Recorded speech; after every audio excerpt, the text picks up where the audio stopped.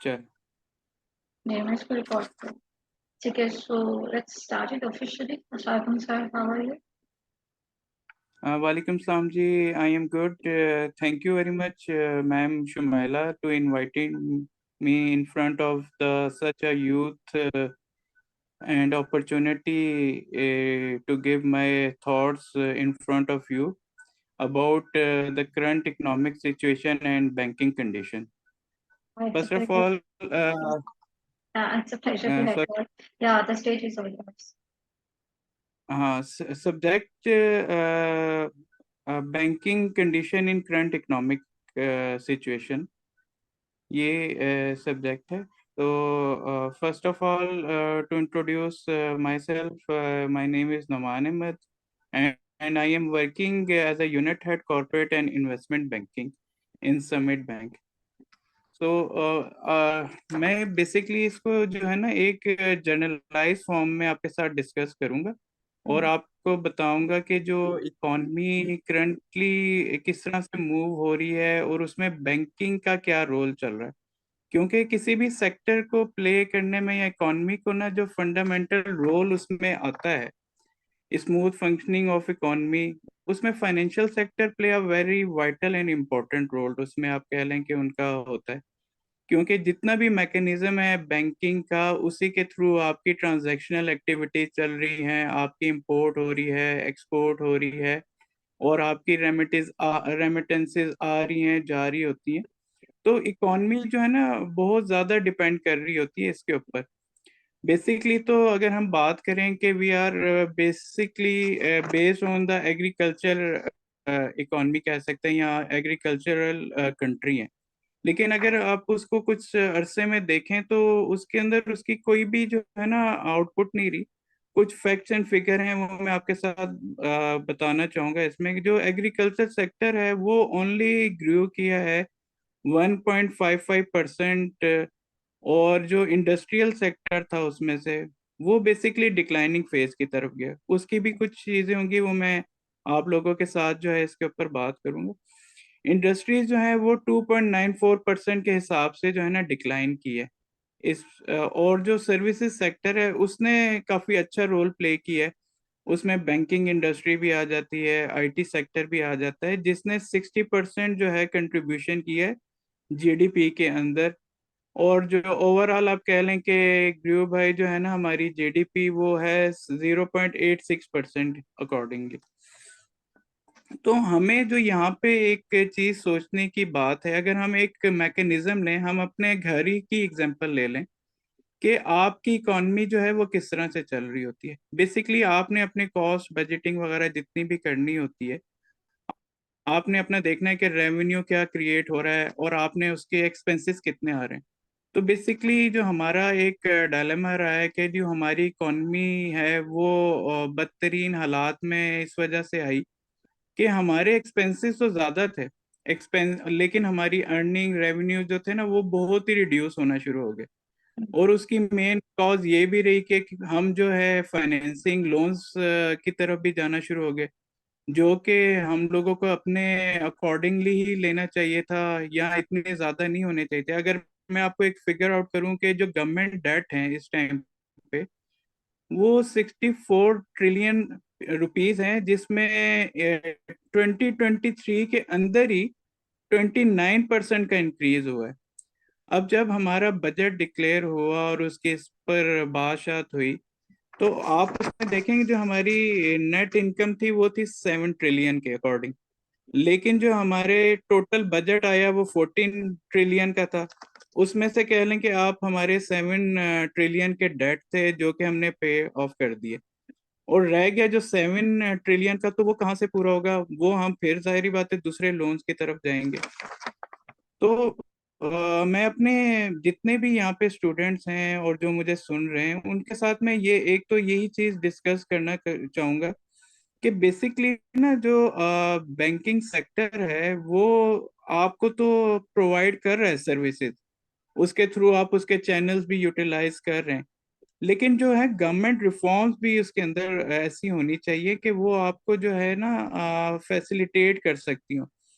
जिस तरह अगर मैं अब आपको बात करूं कॉरपोरेट सेक्टर के हवाले से, तो कुछ चीजें चली, उसके अंदर गवर्नमेंट ने इंपोर्ट के ऊपर रिस्ट्रिक्शंस डाल दी थी, क्योंकि हमारा जो बैलेंस है ना, वो इंपोर्ट एक्सपोर्ट का वो आउट होया हुआ है।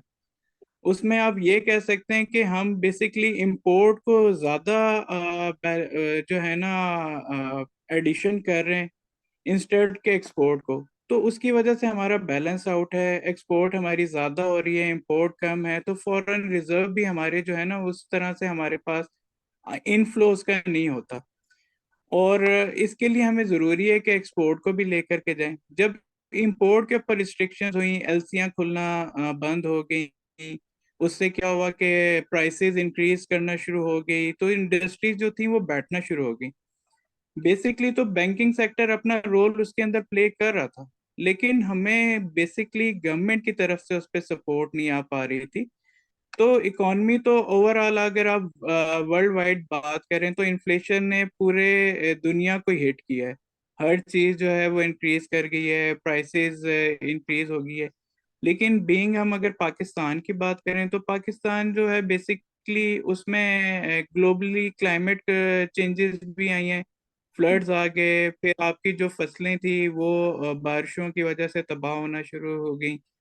तो हम तो ऑलरेडी जो है ना एक कह सकते हैं कि पहले इकॉनमी जो है हमारी क्राइसिस के अंदर थी। उसके बाद ये जो पूरा वर्ल्ड वाइड एक फिनोमिना चलना शुरू हुआ, उसने भी हमें आके जो है ना बहुत ज्यादा हिट किया।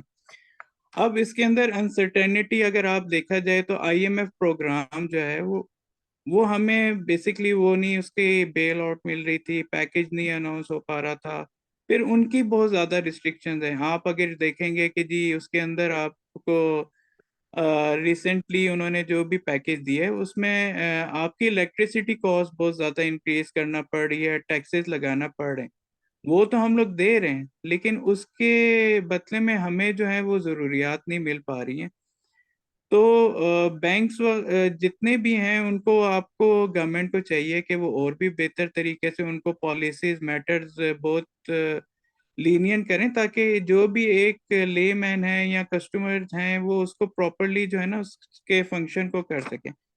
अब मैं आपको इसमें अगर बता दूं कि जो बैंक्स हमारे साथ हैं उनके टाइप्स ऑफ बैंक, जो स्टेट बैंक उसको रूल कर रहा होता है, और under regulation of the state bank of Pakistan जितनी भी बैंकिंग इंडस्ट्री है वो चल रही होती है। उसमें कमर्शियल बैंक आ जाते हैं जिनको आप फाइनेंशियल इंस्टीट्यूशन कहते हैं। फिर डीएफआईज हैं। DFI basically the companies are based on the investment activities. Mostly DFIs होती हैं, जिस तरह आप कर सकते हैं सऊदी पाक आ गई, ये कंट्री टू कंट्री होती है, गवर्नमेंट बेस्ड होती हैं उनमें। अब जहाँ पे जैसे सऊदी पाक की मैं बात करूंगा, पाक ओमान की बात करता हूँ, पाक चाइना, पाक ब्रुनई, तो इनके अंदर गवर्नमेंट शेयर होल्डिंग होती है 50% गवर्नमेंट ऑफ पाकिस्तान की, और जिस कंट्री से वो रिलेट कर रही है तो उस कंट्री का 50% शेयर होल्डिंग होती है। फिर एक टाइप ऑफ आपकी आ जाती है माइक्रो फाइनेंस बैंक से। माइक्रो फाइनेंस बैंक जो है ना आपको ग्रास रूट लेवल्स के ऊपर फाइनेंसिंग दे रहे होते हैं, जिसमें आपके फार्मर्स आ गए, फिशरमैन आ गए, मतलब दूर दराज के इलाके से। फिर इस्लामिक बैंक्स हैं, इंश्योरेंस कंपनी, ये सब जो है ना all under the regulations of state bank चल रही होती हैं। अच्छा, बीइंग अ नेशन, और मैं आप लोगों को यही कहना चाहूँगा कि आप आने वाली जनरेशन है, आप यूथ हैं, आप ही फ्यूचर लीडर्स हैं हमारे लिए। तो आप जिन चीज़ों को जो है ना अपने तौर पे आपको समझना चाहिए, लेकर के चलना चाहिए। एक तो आपके अंदर जो है सेल्फ कॉन्फिडेंस होना चाहिए, ट्रुथ ये फैक्टर है, वे फॉरवर्ड, स्ट्रगल और टाइम मैनेजमेंट। देखें, जब भी आपके अंदर सेल्फ कॉन्फिडेंस बहादुरी होगी ना, अब आप हर चीज़ का मुकाबला कर सकते हैं। आप अपने अंदर सेल्फ कॉन्फिडेंस रखें, किसी से भी अपने आप को कमतर कभी भी ना साबित करें, ठीक है। और हमेशा सच बोलें, क्योंकि जो आपको ये भी पता होगा कि हमारे नबी सल्लल्लाहु अलैहि वसल्लम खुद सादी और अमीन को उनको जो है ना खिताब दिया गया था। तो हमारे पास तो हिस्ट्री ऑफ इस्लाम भरी पड़ी है कि हम अपने तहजीब व तमद्दुन, जो हमारे ट्रेडिशन है इस्लामिक बेस्ड है, उसको लेकर के चलना चाहिए। और ये तो हमें दीन इल्म भी यही कहता है इस्लाम, कि जी आपने स्ट्रगल करनी है, आप उसको स्ट्रगलिंग फेज में रहते हैं तभी आप बेहतर हो सकते हैं। और आपको मैं अगर इसकी इकॉनमी की मिसाल दूं, जब हजूर सल्लल्लाहु अलैहि वसल्लम मक्का से मदीना की तरफ हिजरत करके आए, तो उन्होंने वहां पे खुद उसकी जो है ना बेस रखी कि हम तिजारत की तरफ जाएंगे और तिजारत करेंगे। और इस्लाम में भी जैसे तिजारत का कहा गया है कि तिजारत जो है हलाल उसको कहा गया, और बाकी जो है सूद को हराम करार दिया गया। तो हजूर सल्लल्लाहु अलैहि वसल्लम ने वहां पर भी जाकर के खुद जगह का तयन किया। उन्होंने वहां पे वो सिलेक्ट की जगह के यहाँ पे मुसलमान अपनी तिजारत करेंगे, और जो यहूद हैं वो अपने लेवल पे तो वो काम कर रहे होंगे। तो हमें तो बेसिकली आप अगर इस चीज की बात करते हैं कि जी इस्लाम ने एक जो है ना कंप्लीट नजरिया भी दिया हुआ है, इकॉनमी बेस्ड। हर एक तबके से आपकी जिंदगी से रिलेटेड हर चीज जो है ना आपको इस्लाम बताती है। और आजकल के टाइम में तो हमें चाहिए भी यही कि हम इस्लामिक बैंकिंग जो है उसको भी प्रमोट करें, और इस्लामिक बैंकिंग बहुत ही अच्छा एक रोल भी प्ले कर रही है बैंकिंग सेक्टर्स के अंदर। और आप अगर बात करते हैं फॉरेन कंट्रीज की भी, यूके की एग्जांपल ले लें, वहाँ पे इस्लामिक बैंकिंग आना शुरू हो गई है, और जगहों पर भी इस्लामिक बैंकिंग को उन्होंने ऑप्ट करना शुरू कर दिया। हम बेसिकली अपनी जो तहजीब है, हमारे जो बड़ों ने हमें बताया है, या हमें दीन इस्लाम से जो चीज़ मिलती है, हम उसको छोड़ते जा रहे हैं। और अभी जहाँ पे बात है सच बोलने की, जब हमारे अंदर ये सलाहियत पैदा होगी ना सच बोलना, तो हमारे लिए कोई भी चीज जो है ना वो मुश्किल नहीं होगी। क्योंकि आप ही लोग हैं, यंग जनरेशन है, आप ही ने आगे लीडर्स बनना है, आप ही ने मार्केट में निकल के आना है। और आपकी जो स्ट्रगल इस चीज में जो है ना आपको इसका रिवॉर्ड मिलेगा। अब जितनी भी हम अगर बात कर रहे हैं कि जो पाकिस्तान एक रीजन है, और वो रीजन इस तरीके का बेस करता है कि आप एग्रीकल्चर बेस्ड कंट्री हैं। लेकिन आप हमारी बदकिस्मती ये कह सकते हैं कि हमारी जो ग्रोथ है 1.55% के हिसाब से, जो कि एक बहुत ही शर्मनाक सी बात है। तो आपको हमें मिलके इन सब को हमें जो होगा ना इसके अंदर अपनी कंट्रीब्यूशन डालनी होगी, ताकि ये मुल्क भी तरक्की करे, हमारी इकॉनमी भी बेहतर हो, और हमारे जो बाकी सर्विसेज सेक्टर हैं और सेक्टर्स हैं वो भी जो है ना इसके अंदर इम्प्रूवमेंट आना शुरू हो। जहाँ तक अब बैंकिंग इंडस्ट्रीज की अगर बात की जाए, तो बैंकिंग इंडस्ट्रीज के अंदर बहुत सारी चेंजेस आना शुरू हुई हैं, डिजिटलाइजेशन आ गई है, फिर उसमें डिफरेंट चैनल्स आ रहे हैं। उनको मतलब आप अपना कोई भी है बाहर बैठे हुए, तो आप अपनी रेमिटेंस को कर सकते हैं। फिर अब मैं अगर आपको अपनी बात एग्जांपल दूं, तो मैं कॉरपोरेट सेक्टर को जो है ना डील कर रहा होता हूँ। कॉरपोरेट सेक्टर जितनी भी आप कंपनीज हैं, बड़ी कंपनीज, उनको फाइनेंसिंग फैसिलिटीज देते हैं, फिर आप जितना भी कॉरपोरेट बैंकिंग फैसिलिटीज हैं उनको दे रहे होते हैं। आजकल का तो बेसिकली टाइम ये है कि एक हमें जो है ना थ्योरेटिकल चीज से निकल के एक प्रैक्टिकल चीज में आना होगा। जो एक मैकेनिज्म था कि जब आपकी महंगाई इन्फ्लेशन इंक्रीज कर रही है, तो साथ ही आप इंटरेस्ट रेट को जो है ना इंक्रीज कर देते हैं। वो फॉर द टाइम बीइंग तो आपको जो है ना कटर डाउन करता है। लेकिन अगर आप देखें कि अब अगर काइबर जो है, इसको हम कहते हैं कराची इंटर बैंक रेट, और इसी की बेस के ऊपर जो है ना बैंक बोरिंग करते हैं, आगे लेंडिंग कर रहे होते हैं, ये बेसिकली एक बेंचमार्क होता है। तो 3 मंथ्स काइबर भी अगर आप देखें तो वो 22.38% के हिसाब से जा रहा है। यानी कि अगर मैं किसी को फाइनेंसिंग करता हूँ और वो फाइनेंसिंग रिटर्न मुझे करेगा, उस पे स्प्रेड रख के बैंक अपना देगा भी 1-2% का, तो उसका जो कॉस्ट ऑफ प्रोडक्शन है वो तो इतने में वही पूरी हो जाती है, तो उससे वो पे ऑफ कहाँ करेगा। तो इस वजह से इंडस्ट्री जो है वो डे टू डे जो है वो रिड्यूसिंग ट्रेंड की तरफ जाना शुरू हो गई हैं।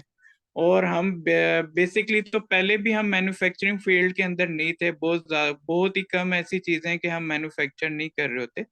तो बहैसियत कौम भी हमें इस चीज को समझना होगा। और यूथ, आप यंग यूथ हैं, न्यू जनरेशन है, तो आपने आगे इन चीजों को लेकर के चलना है कि आपने अपनी स्ट्रगल, और आपको ने अपने आप को किसी से कम नहीं समझना। आप अपने आप के अंदर पुरअज़म रहे, आपने ट्रुथ का जो है ना फैक्टर वो नहीं छोड़ना।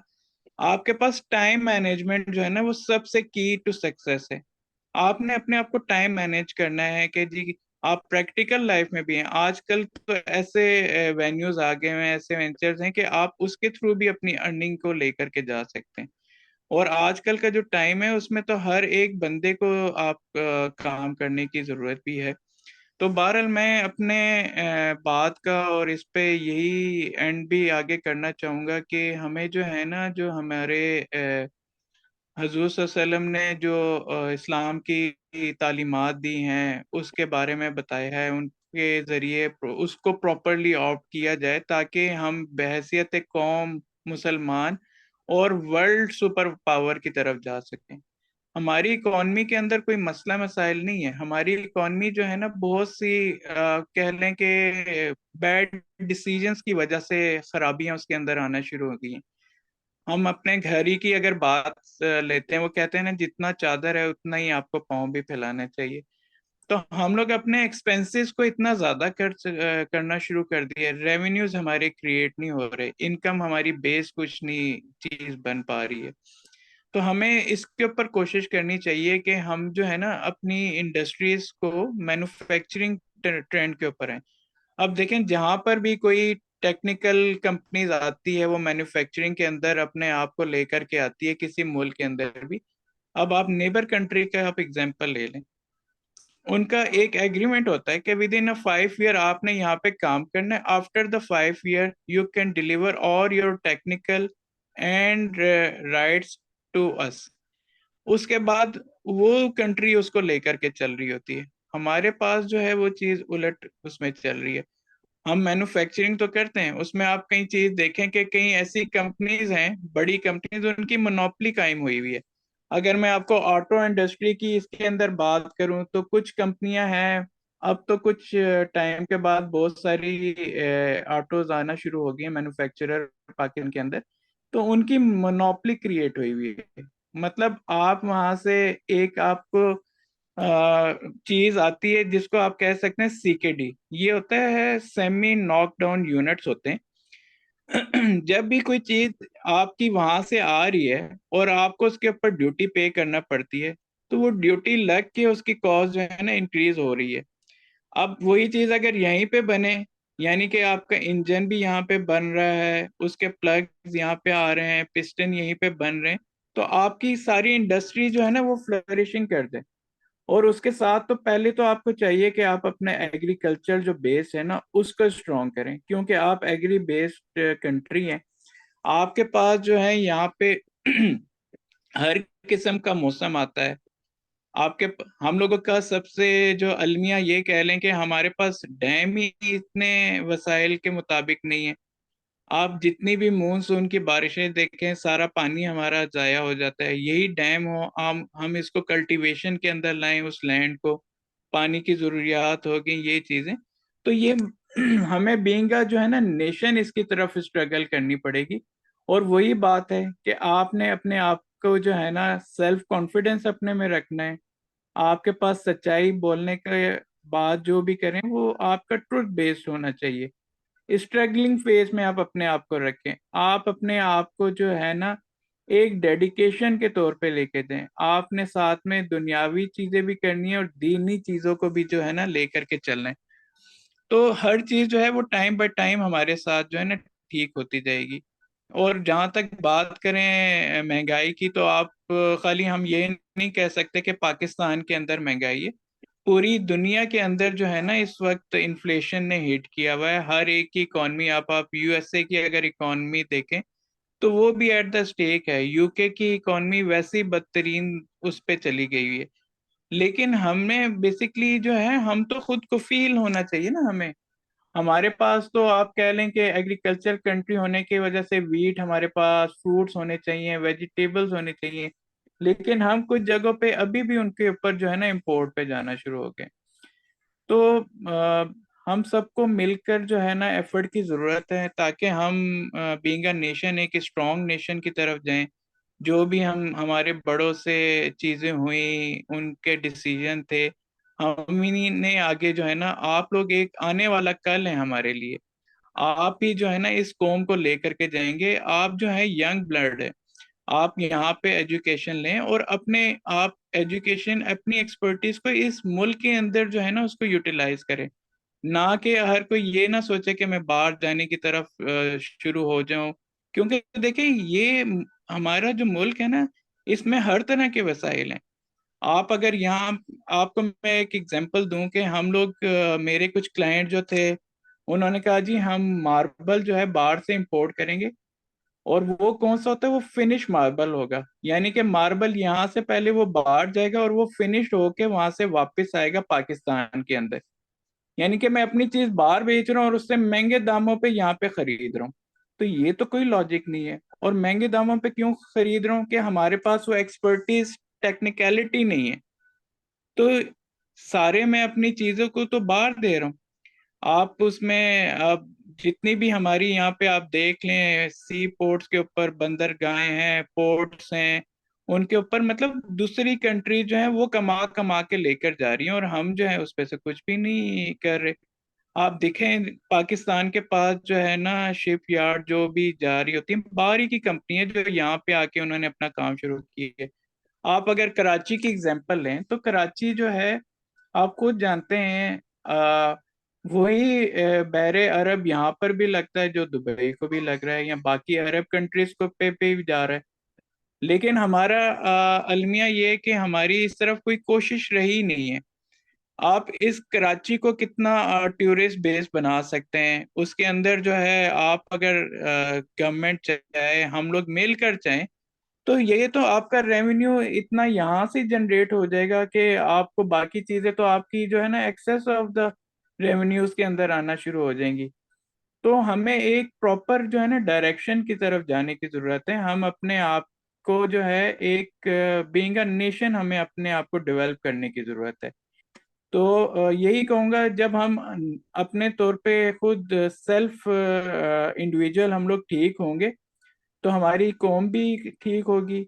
और जो आप हमें जो है बताया गया है दीन इस्लाम का, हजूर सल्लल्लाहु अलैहि वसल्लम ने जितनी भी चीज़ें बताई हैं, तो हमें उसके ऊपर अमल दरामद करना चाहिए, और बहैसियत कौम हम बहुत बेहतर हो सकते हैं। और हमारे अंदर इतना पोटेंशियल है, इतनी कैपेबिलिटीज हैं, एबिलिटीज है, नॉलेज है, एक्सपर्टीज है, कि हमारे लोग यहाँ से बाहर जाते हैं और वहाँ पे अपनी जो है स्किल्स को जो है उनके साथ उनकी शेयरिंग हो रही होती है। तो आखिर में मैं इसी बात पे करूँगा कि जी अभी हमारे पास बहुत सा टाइम है, और आगे आने वाले आप यूथ हैं, मैं आपसे इसी तरह मुखातिब यही हूँ कि जी आप अपने आप के अंदर सेल्फ कॉन्फिडेंस लाएं, स्ट्रगल करें, और अपने आप को जो है ना सच बोलने के ऊपर लाएं। हमारी इकॉनमीज भी बेहतर होंगी, हमारी इंडस्ट्रीज भी फ्लरिशिंग करेंगी, हमारा मुल्क भी जो है तरक्की की तरफ आना शुरू हो जाएगा। हम जो है ना एक सुपर पावर के तौर पर आएंगे, क्योंकि हमारे पास वसाइल की कमी नहीं है। और in the last, thank you very much ji doctor Shumair Amir के आपने मुझे इनवाइट किया, और I am very grateful to you कि जी मुझे इस फोरम के ऊपर आपसे बात करने का भी मौका मिला, और इस यूथ को एड्रेस करने का भी मौका मिला, और इनके साथ अपनी जो है ना थॉट शेयरिंग की। तो थैंक यू वेरी मच, बहुत शुक्रिया आप लोगों Thank you, sir, for acknowledging and obliging my invitation. Hope to see you soon again, inshallah. का। इंशाल्लाह जी, थैंक यू वेरी मच जी, प्लाइए meeting. Thank Okay, thank you. you.